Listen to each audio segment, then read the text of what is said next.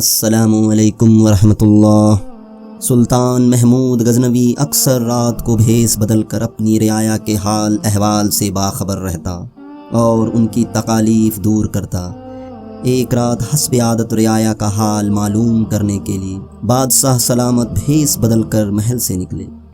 گشت کرتے ہوئے ایک ویرانے سے گزرے، وہاں چند آدمی بیٹھے آہستہ آہستہ باتیں کر رہے تھے۔ سلطان بھی ان کے قریب جا بیٹھا، دعا سلام کے بعد پوچھا، تم لوگ کون ہو اور رات گئے یہاں کیا کر رہے ہو؟ انہوں نے جواب دیا، ہم چور ہیں، اور اب یہ بتاؤ تم کون ہو؟ سلطان نے کہا، بس میں بھی تمہیں میں سے ہوں۔ یہ سن کر وہ خوش ہوئے اور خوش آمدید کہا۔ وہ آپس میں اپنے اپنے ہنر اور کمال کے بارے میں باتیں کر رہے تھے۔ پہلے نے کہا، میرے کانوں میں یہ کمال حاصل ہے کہ رات کو جب کتا بھونکتا ہے تو میں سمجھ جاتا ہوں کہ وہ کیا کہہ رہا ہے۔ سب نے سن کر کہا، بھائی واہ، یہ تو بڑے کمال کی بات ہے۔ دوسرا کہنے لگا، اے مال و زر کے پجاریوں، میری آنکھ میں یہ خوبی ہے کہ رات کو کیسا ہی کیوں نہ گھپ اندھیرا ہو، میں جس کسی کو اس اندھیرے میں ایک مرتبہ دیکھ لوں، دن کی روشنی میں دیکھتے ہی پہچان لیتا ہوں۔ تیسرے نے کہا، میرے بازو میں اتنی قوت ہے کہ مضبوط سے مضبوط دیوار میں نقب لگا لیتا ہوں۔ چوتھے نے کہا، میں سونگھ کر بتا دیتا ہوں کہ خزانہ کس جگہ دبا ہوا ہے۔ پانچواں کہنے لگا، میرے پنجے میں وہ زور ہے کہ اونچی سے اونچی جگہ پر کمند پھینک سکتا ہوں۔ پھر انہوں نے سلطان کی طرف دیکھ کر کہا، ہاں بھائی، اب تو بھی بتا تجھ میں کیا کمال ہے؟ سلطان نے جواب دیا، یارو میرا کیا پوچھتے ہو؟ اللہ کی مہربانی سے میری داڑھی میں ایک خاص وصف ہے، وہ مجرموں کو قید سے رہا کرا دیتی ہے، یا جن کو قتل کی سزا ہو جائے اس وقت میں داڑھی ہلا دوں تو انہیں باعزت رہا کر دیا جاتا ہے۔ ان عقل کے اندھوں نے یہ سن کر خوشی سے نعرہ لگایا، تیرا کمال تو سب سے بڑا ہے، آج سے تو ہمارا سردار ہے، اب ہمیں کسی پریشانی کا خوف نہیں۔ اس کے بعد چوری کا پروگرام طے کیا اور پھر چل پڑے۔ بادشاہ کے محل کی جانب نکلے، کتے بھونکنے کی آواز آئی۔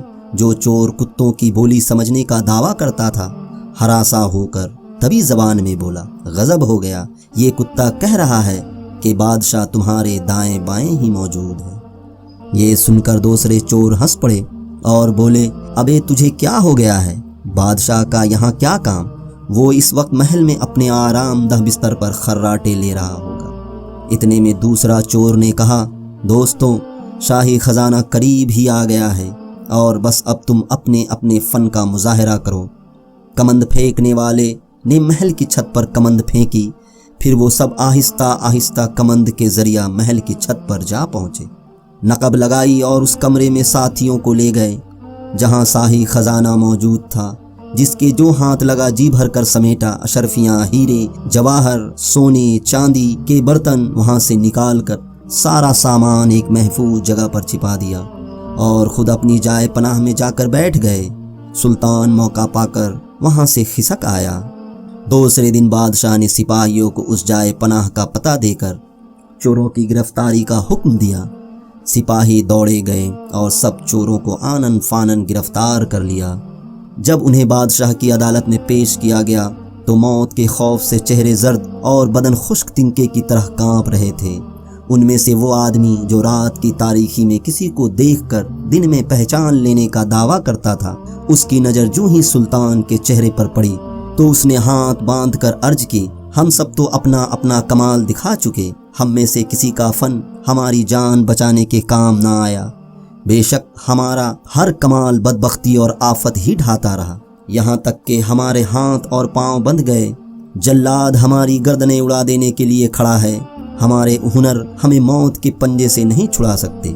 اے ہمارے رات کے ساتھی، اب وقت آ گیا ہے کہ آپ اپنے فن کا مظاہرہ کریں، اب آپ اپنی داڑھی ہلائیں تاکہ ہماری جان بچ جائے۔ سلطان محمود کو اس کی باتیں سن کر رحم آ گیا۔ اس نے اپنی گردن ہلا کر حکم دیا کہ ان کو رہا کر دیا جائے۔ درس حیات، اچھا ہنر مصیبت میں کام آتا ہے، جبکہ برا ہنر ایسے وقت کھجور کی بٹی ہوئی رسی کی مانند ثابت ہوتا ہے۔